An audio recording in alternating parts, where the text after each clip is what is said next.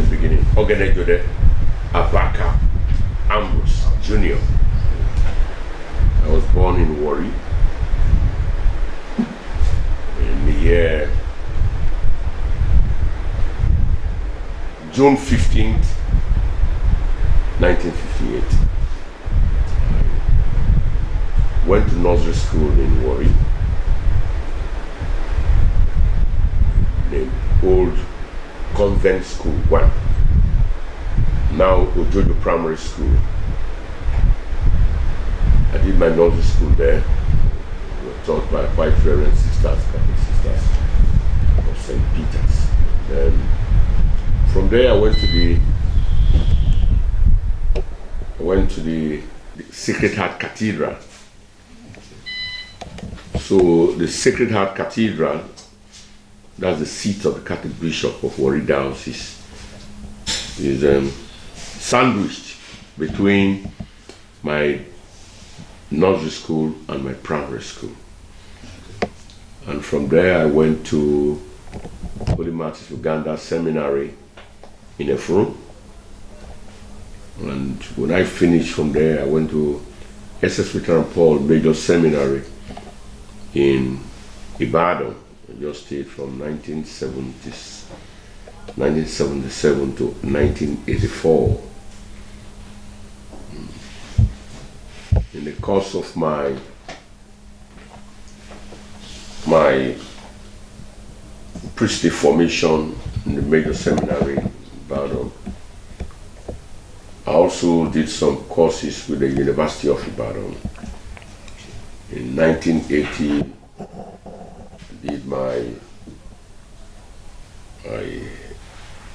I got my diploma in religious studies from the University of Ibadan.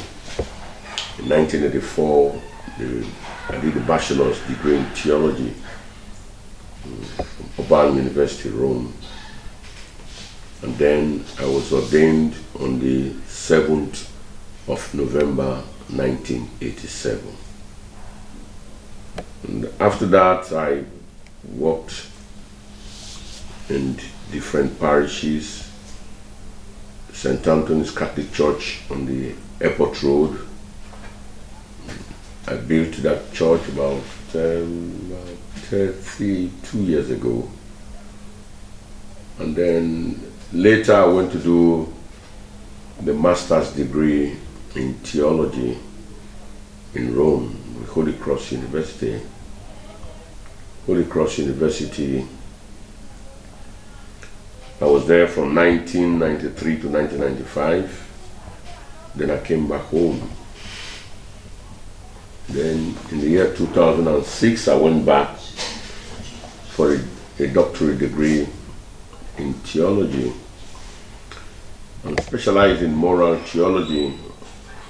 Moral theology has to do with ethics in philosophy, and furthermore,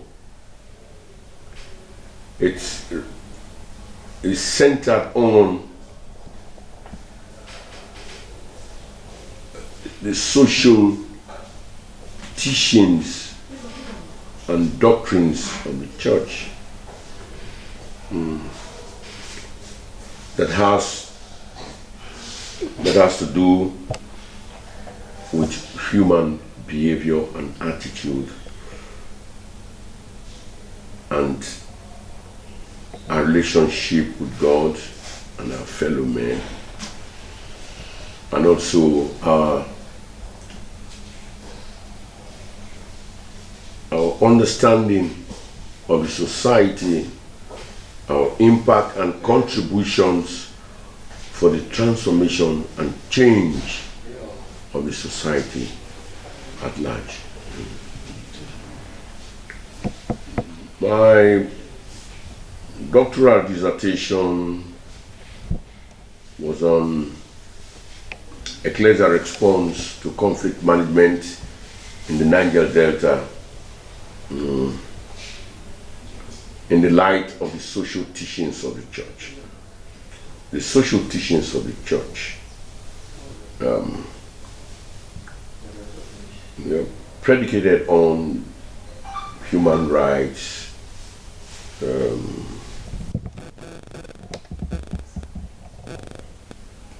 human rights,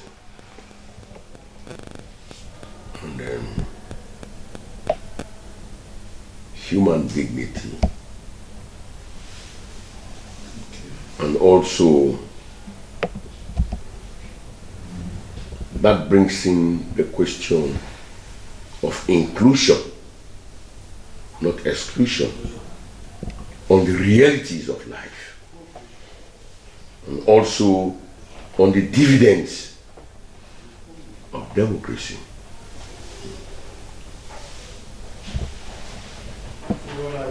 In that dissertation emphasize the impact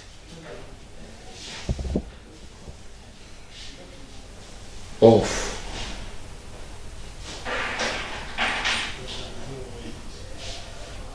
the commitment,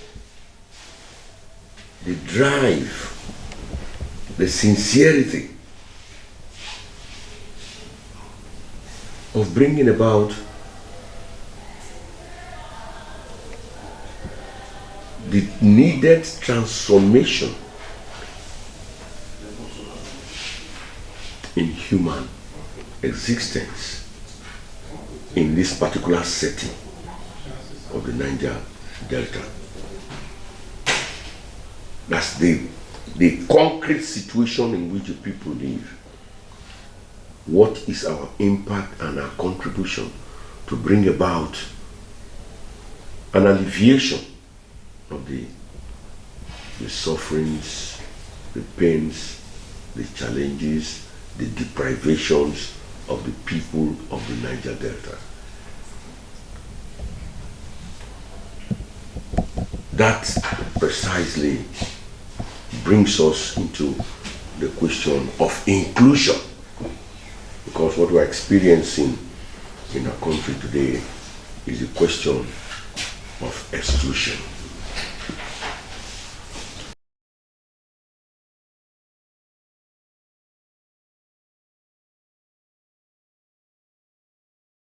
Well, I'm a member of the Oghenejode.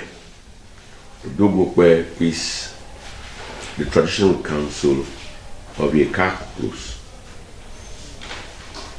of Okwe Kingdom. There we work in conjunction with the Oghenejode of Okwe, who is the paramount ruler of the Okwe people. So we work with him, we collaborate with him, his plans and his vision. It is a consultative meeting of the Kakuros, of the traditional chiefs, and then we call it Odogu Okwe. Odogu. So we work with him to make sure that the accelerated drive and development that we need in our kingdom is actualized by our humble contributions at meetings, and also our contributions in terms of support to put his plans and vision in perspective. Also a member of the Council of Traditional Council in Uwe Kingdom. It might look strange for the man of God to be conferred the chieftaincy title, which many may consider strange because of one's calling as a traditional priest, but there is no ritual or rites that is fetish. At this junction, it is important to state clearly that it is the intention of a man that makes whatever he or she does sinful in the sight of God. But if your people deem it fit, your traditional ruler and traditional council deem it fit to offer you a title because of your contributions to your people, and it has nothing to do with anything that is fetish, I think there's nothing wrong with that. That's precisely what happened in this case. There was no traditional rites in that is fetish, and then or serving a demigod or pouring libations on cultural paraphernalia, or asking me to touch some paraphernalia and so on. No, just nothing like that.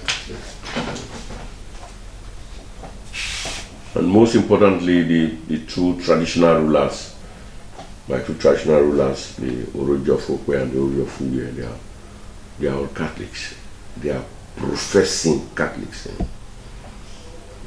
Not nominal, professing Catholics. And they know what is expected of them in their relationship with their God. Yes.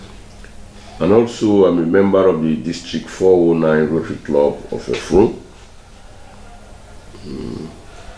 My call to the Rotary was to go and serve, because you see, there are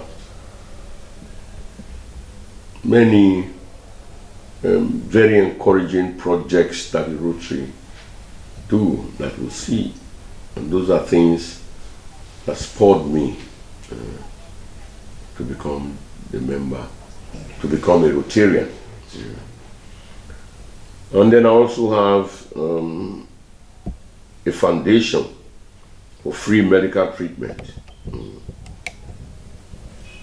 for the underprivileged and rural areas. We go and then we treat people with the medical team, with doctors.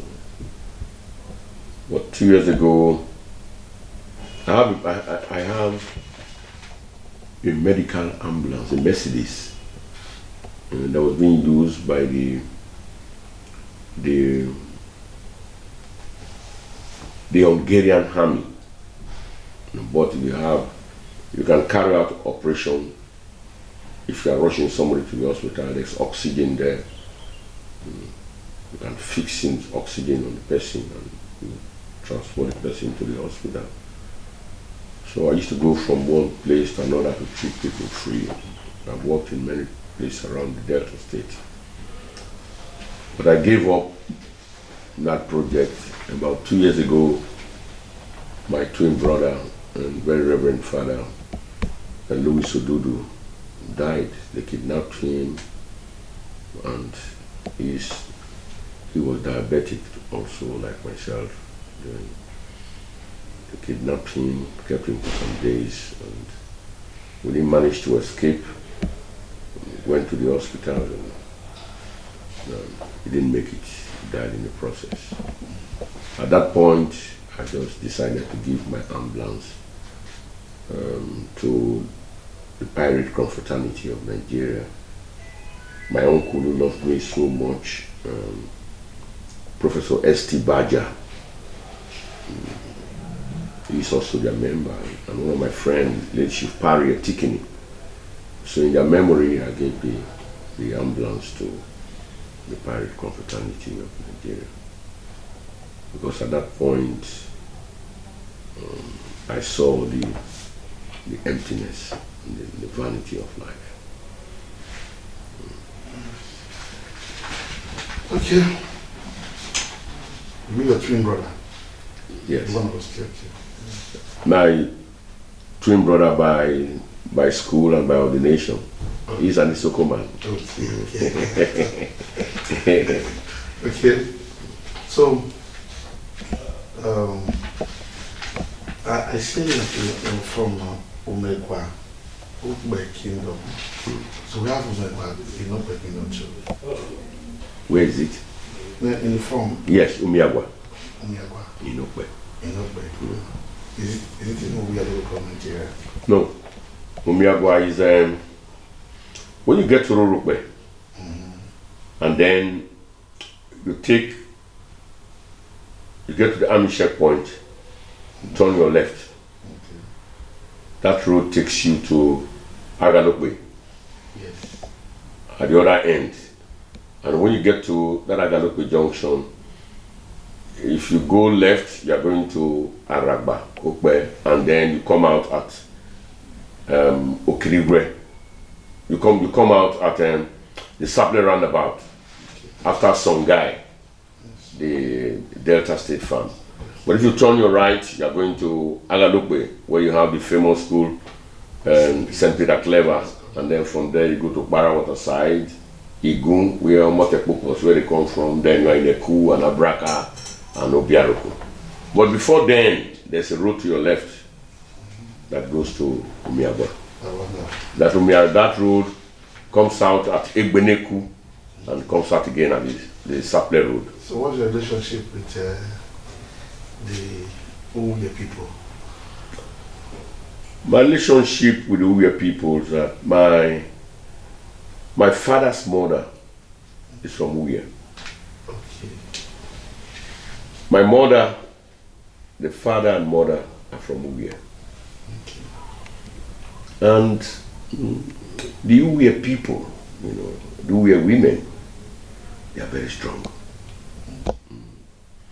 They have special attachment to their children. And the children must speak Uwe language. So all my siblings will speak Uwe language better than Okwe language because of the influence, the borderly influence, and that's the characteristics of the Uwe women. They are very strong and possessive. They're enlightened, strong, and very, very possessive. So I speak the language, and I lived all my life in Efron. I've been here. I've seen where I work now is Efron. I'm building a church here in Efron. I built another church there in the next village, Ebromede Efron. I built St. Anthony's Church many years back, about 33 years ago. Then I built the church in GRA Efron, St. Jude, opposite the King's Palace. So I've lived all my life around this area. Specifically, when were you called into priesthood? Actually, the call to the priesthood is something that beats one's imagination. I was a math server from youth, from childhood, primary school, went to Catholic schools as young men, young boys, and then most of our teachers then and headmasters were all Catholics.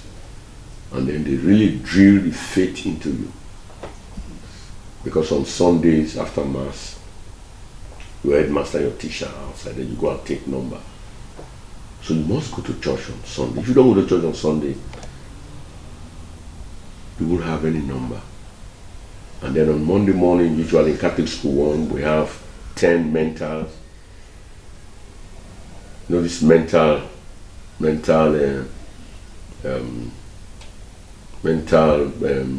walk on Monday morning. They ask you 10 questions. And if you don't go to church, 10 lashes, and if you fail mental, 10. So you have 20 lashes every Monday morning. So you have to go to church to save 10. And your parents too, because they're Catholics too, if you don't go to church, of course you will not eat anyhow. And you don't even think about it. That you don't want to go to church on Sunday.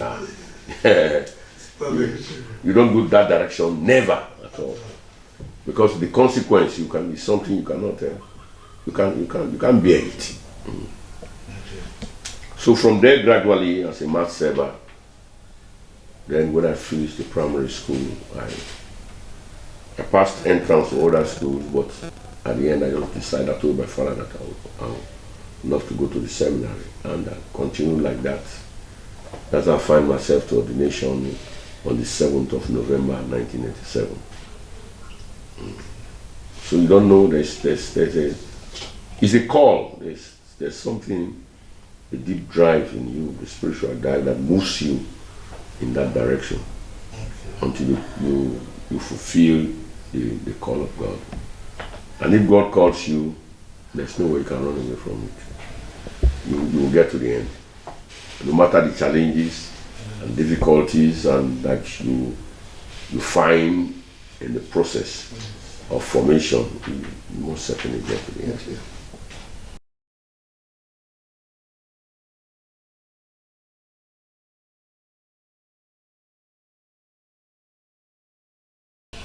Well, I was in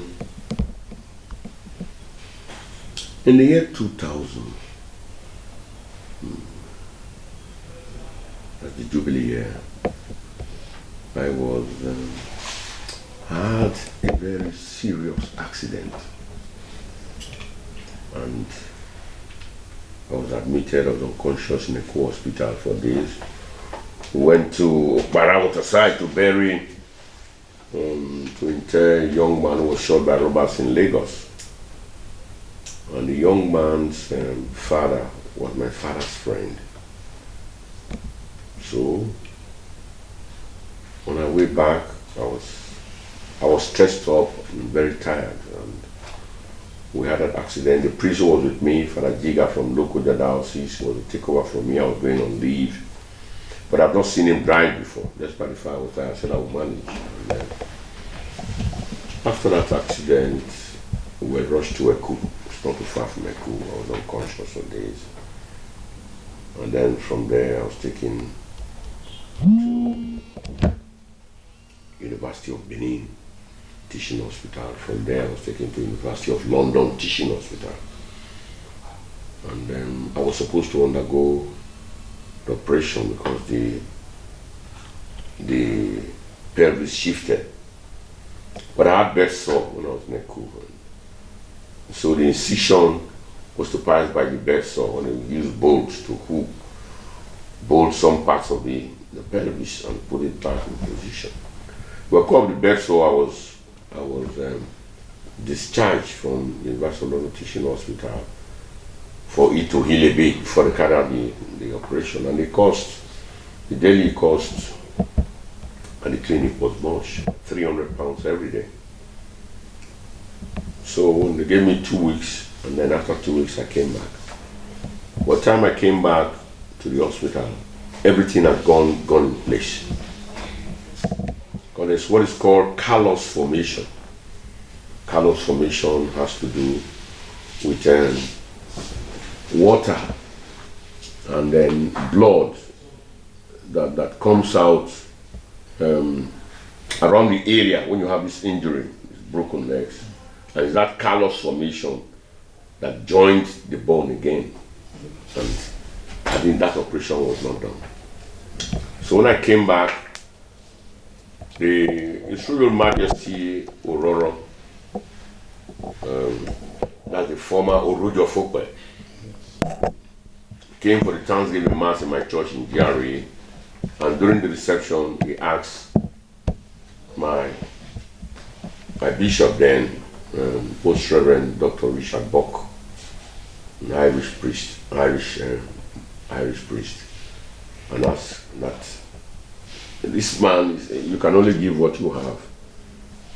I appreciate this man for what he is to me and to the Okwe people, and please, can I confer a chieftaincy title on him? And the bishop said yes, and as I was conferred, chieftaincy title was conferred on me. I'm always with His Royal Majesty. At every point in time, he comes to seek my advice. He also invites me to his house, to his bedroom. He will speak with me and seek my opinion on certain issues. And I'm always there for him. And then he was born a Catholic, because his name is Domingo. He was born Catholic. But for many years, he wasn't practicing. But at a point, because of our interaction, my love for him, and it's also fatherly love for me. When he came back to the sacraments, was married, judged by the bishop, he came back to sacraments before he died. And then also, there was a time he was very, very sick. And because of age, he didn't want to go for operation in England. I had to go speak to him. They spoke to him and told him, but he said no, that is not going anywhere. When I went to meet him in West End Hospital and asked everybody to leave us alone, and then we discussed and everything. And after our discussion and prayers, he accepted and asked me go and work it out. I will go. And he went for that surgery, successful, in London. And then my childhood friend is a surgeon in London, Dr. Austin Oraka, where when we were children, he used us as page boys at functions. So we went. I spoke to him. He lives in London, he's a surgeon in London, he arranged everything, and when I went for treatment. And then came back successfully. And always with him whenever he needs me. So all that, attracted chieftaincy title because of my love and commitment and respect through my traditional ruler. So same thing with the present Roger Fokwe. We're always there, and very, very significant points in the history of our people, the celebrations and events. We're always there, coupled with our constant prayers for him and our concern and deep commitment to the vision of His Royal Majesty, and our willing and readiness at any point in time to serve and to make our contributions, both spiritual contributions and material contributions. Material contributions, not in terms of giving out money, because we don't have money. It's material contributions in terms of our suggestions and our concern, our deep concern for our people at every point in time. And then our relationship with our people. I have many friends. I have very successful, very rich friends. I have very poor friends. I have some mad people are my friends. Very handicapped people, they're my friends. They come to see me, to talk, and then we support each other. I think all these is the basis for the recommendation by His Royal Majesty. Okay. As Abaka, do you have a title? My title is the Ogbero of Okwe Kingdom. Ogbero? Yeah, the prayer warrior. Okay. Ogba Ero. Okay. So the prayer warrior of Okwe Kingdom. Okay.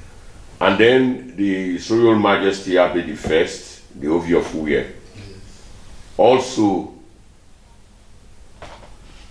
gave me retained that same name, because I got my chieftaincy title in Okwe. That's 20 years ago. And then His Royal Majesty also repeated that same title he gave to me. So I'm the Ogbero of Okwe and Uwe Kingdoms.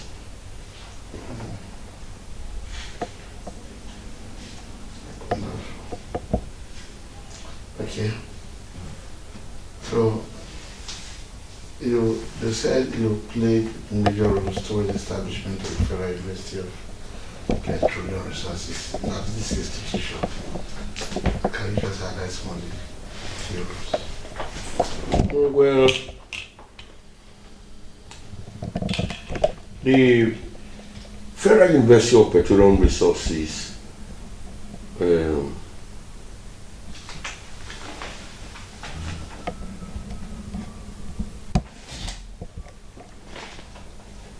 if I might say so,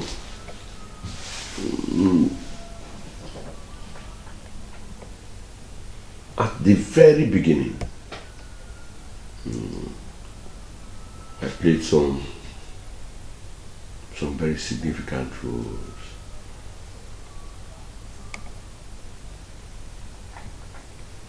Till the present moment as we speak, the Vice Chancellor of the University of Benin, as at then, Professor Wanze,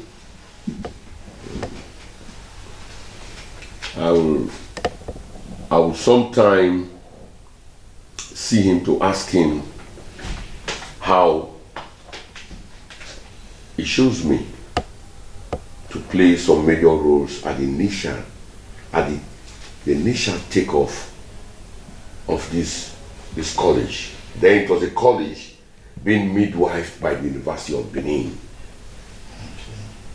And then the wife is the elder sister to Mrs. Chukuma, who was a dietitian in Warri Central Hospital. They were my parishioners. I knew all the children. But she went to Benin, came back one day and said, the Vice Chancellor wants to meet with me. So why the Vice Chancellor shows me, that's what I don't know. Till the present moment, I don't know. But I'll see him Sunday to ask him why. When I write, after retirement, when I'm writing, I will state the reason why Professor Wanze called me. I used to attend the Senate meeting of the University of Benin when this school had not started at all.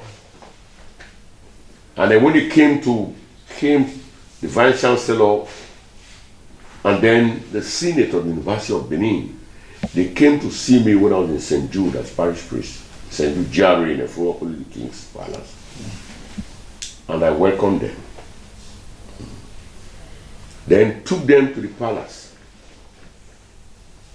But then we had no king, but we had a regent, the late Chief Atiota, who was acting as regent after the demise of Iroko, His Royal Majesty Iroko the First, the Ovi of Uwe. So I called the President General of the Uwe people as at then Chief Tuesday Onoge, and I told him that the Vice Chancellor and the Senate, they are coming and they would like to come to the palace. So I sat behind, and then the chiefs, they had all the meetings and everything. We welcomed them. And from there, I took them to the Hotel de Mac on the View Palace Road for lunch, and had a madancer from Ekba to entertain them, to welcome them, and to dance for them. Then we held a meeting, and the remaining story. Then later, the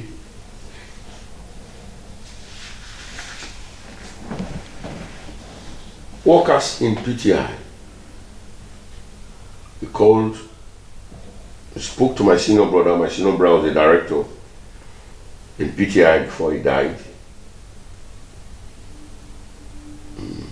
He was in charge of the printing press. Before he retired. So they told him that, tell your brother to face his Bible work. That was the word my brother used. That this university thing that is coming, that he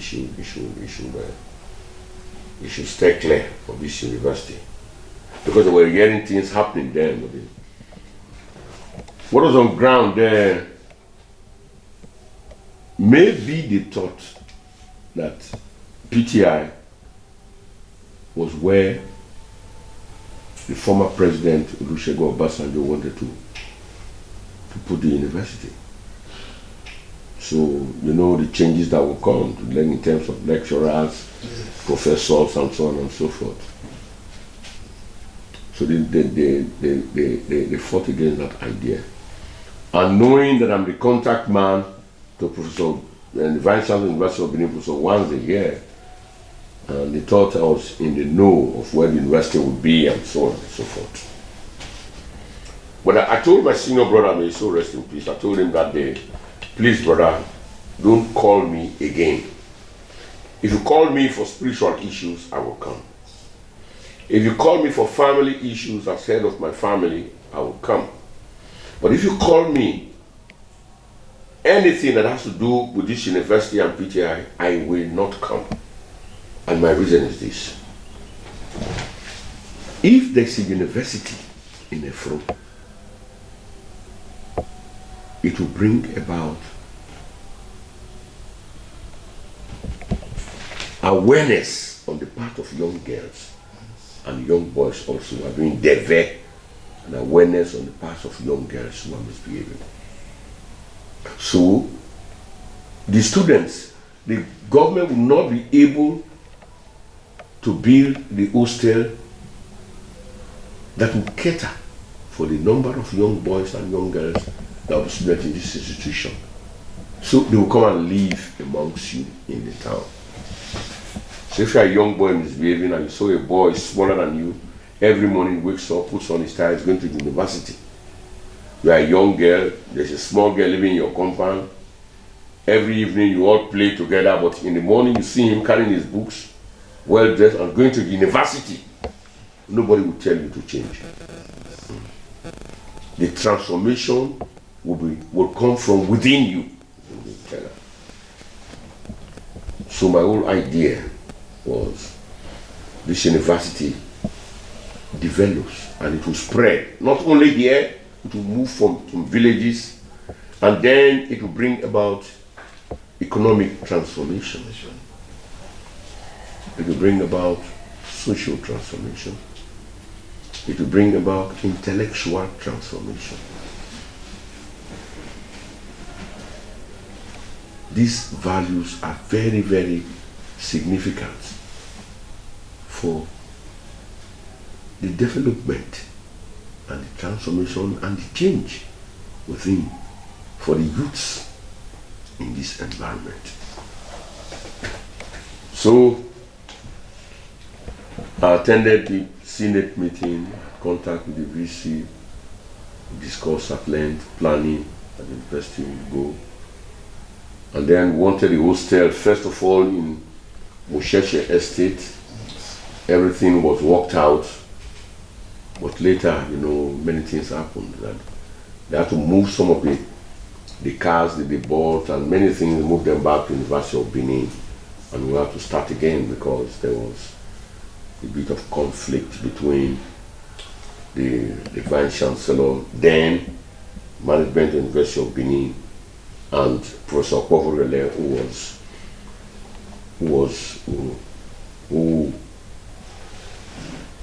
the principal of this institute or the college as at then. And then apart from that, the residence where the first Vice Chancellor lived, I spoke to, one evening I went to speak to Barrister Okpoko San, who was former president of the Bar Association in Nigeria and the senior advocate of Nigeria. It's my uncle and my parishioner at the same time, a Catholic. And I went to meet him and told him about the coming of the university. And immediately he gave me a duplex in his premises for the Vice Chancellor to live until the university. And he was ready that the Vice Chancellor should stay in his premises until the university is able to provide accommodation for him, build in the university. Secondly, I spoke to Chief Peter Asagba, that's the proprietor of Casa de Pedro Hotel, and then he gave a suite then to the registrar of the university for 1 year. Food, accommodation, drinks, everything. And that, I renewed that when I was doing my doctorate in Rome. From Rome, I called it, when that time expired. And then I renewed it from Rome for the registrar of this university. And then I had contact with the former Minister for Education. I think she's Mrs. Chinwe. I've forgotten Chinwe. I've forgotten the husband's name. But she was in the Federal Minister for Education. And then I went to Abuja to see her. She's also a Catholic. I've sent Bible diary to her. And then, because at that point my elder sister was, they were taking minutes at this Federal Executive Council meeting. So if I want to send her anything, I will send it to my sister gives it to her at the Federal Executive Council meeting. So these are many background things that I did. But all that was discovered one day by late Chief Okumagba, who was the Oroswe of the Okere Kingdom Warri, at one of their meetings. And my father's elder brother, Uncle late Chief B.M. Ogaga of Efru was at that meeting.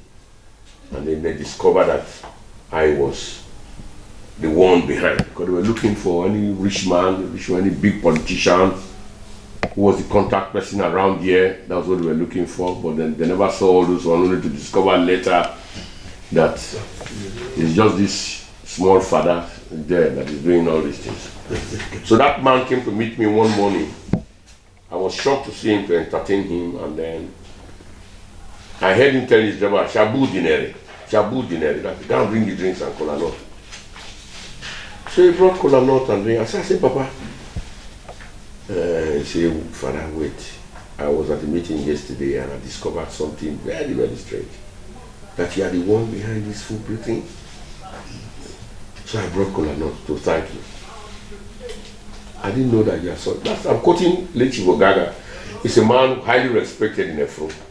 When he died, they shut all the shops in the whole of Efro.